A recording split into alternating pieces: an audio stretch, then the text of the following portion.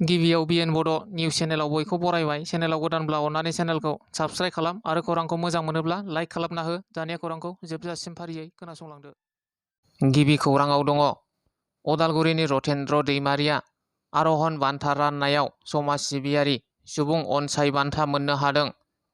गुवाहाटीआव बान्था राननाय आर'हन आर्टिस्ट गिल्डनि बानजायनायाव 2023 मायथाइनि समाज सिबियारि सुबुं अनसाय बान्थाखौ मोननो हादों।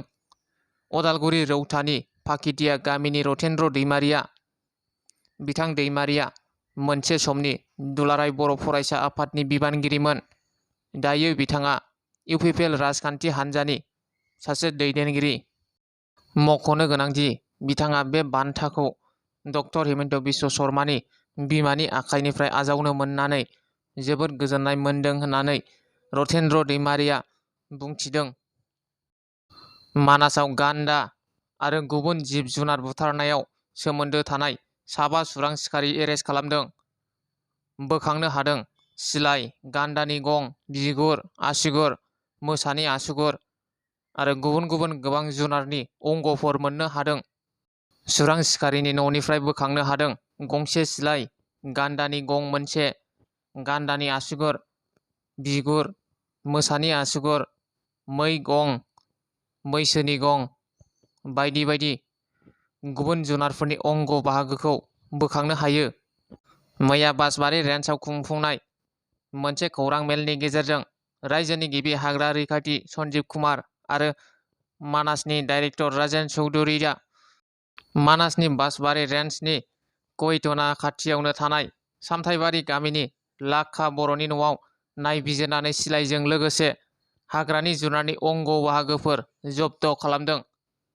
हमजानाय 7 सुबुंनि मुंखौ रहेन बसुमतारी, महेन बसुमतारी, बिजय बसुमतारी, थेरा दैमारि आरो लाखा बर' होननानै मिथिनो मोननाय जादों।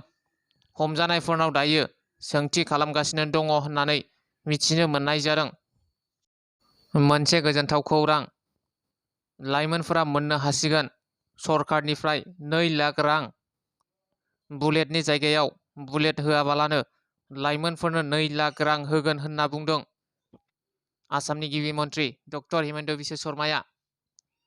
गावारि फिसा फालांगिफोरनि थाखाय लाइमोनफोरनो जौगाखांहोनो थाखाय होगोन 2 लाख रांखौ लन बादि होआ, फ्रियावनो होगोन होनना बुंदों। बे 2 लाख रांखौ बेंकनि जेबो गेरेन्टि होनाङालासिनो लाइमोनफोरा मोननो हागोन। फालांगि जागायनो थाखाय हिमन्त सरकारा बे गिदिर फोसावथायखौ होदों। बराकनि मोनसे हाबाफारियाव बाहागो लाना बे गिदिर फोसावथायखौ होदों आसामनि गिबि मन्थ्रि डक्टर हिमन्त बिश्व शर्माया। आरो बे 2 लाख रांखौ थाबैनो मोननो हागोन आसामनि लाइमोनफोरा होनना बुंथिनानै होदों गिबि मन्थ्रिया।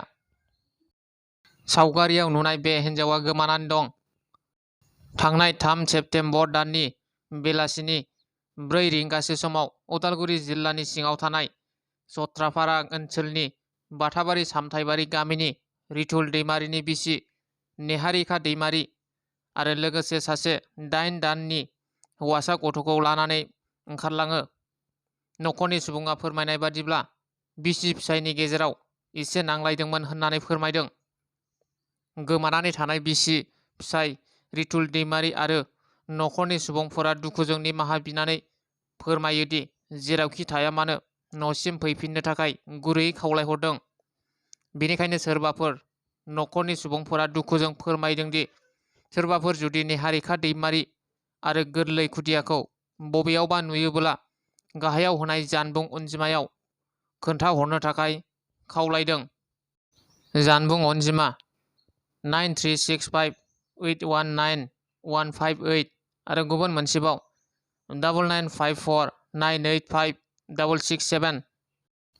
सावथुन नायनो मोजां मोनग्रा रायजो राजाफोरनि थाखाय गोजोनथाव खौरां। दतमा दाङारकुथिनि जावलिया देवान क्लाब फोथाराव प्रिमियार श'नि गेजेरजों नायगिरिफोरनि थाखाय मोसा सावथुनखौ बेखेवनाय जागोन। राजा नार्जारीनि बिथोन होनाय आरो फुंखा नार्जारीनि दिहुननाय बे मोसा सावथुनखौ बेखेवनायनि लोब्बायै हारिमु मोनाबिलि दिन्थिफुंनो थांखि लानाय जादों। जेराव सावथुननि गासै फावगिरिफोरजों लोगोसे गोबां मुंदांखा फावगिरि, मेथाइ रोजाबगिरिफोरा बाहागो लानानै नोंथांमोनखौ रंजाखांहोगोन। मख'नाय जायोदि बे मोसा सावथुनाव बर' सावथुन मुलुगनि मुंदांखा फावखुंगुर लिंसार फावखुंग्रि फुजि बसुमतारीजों लोगोसे जाखांफु फावगिरिफोर फारियै बिबेक, सुदेम सना, मनीषा मोनखौ फाव खालामनाय नुनो मोनगोन। बेनिखायनो फैगौ 12 सेप्तेम्बर खालि दतमा दाङारकुटिनि जावलिया देवान फोथाराव बे सावथुननि प्रिमियार श'आव फैनानै सावथुनखौ नायफैनो थाखाय सावथुननि बिथोनगिरि राजा नार्जारिया सावथुन अनसायगिरिफोरखौ हांख्रायहरदों।